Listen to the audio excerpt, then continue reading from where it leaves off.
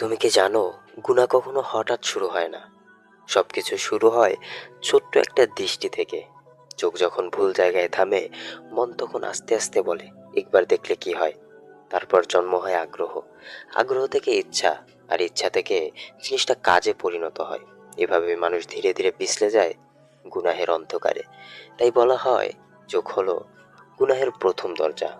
তুমি যদি চোখকে বাঁচাতে পারো, তাহলে তোমার হৃদয় পরিষ্কার থাকবে। আর হৃদয় পরিষ্কার থাকলে সারা জীবন তোমার সুন্দর হয়ে যাবে। তাই চোখকে তাই চোখকে হেফাজত করার জন্য সবসময় এই দোয়া পড়ার চেষ্টা করো। আল্লাহুম্মা উগদুস বাসারি ওয়াহফাজ কলবি। দোয়াটা আবারও বলছি, আল্লাহুম্মা উগদুস বাসারি ওয়াহফাজ কলবি। হে আল্লাহ, আপনি আমার দৃষ্টিকে হেফাজত করুন, আমার হৃদয়কে পবিত্র রাখুন।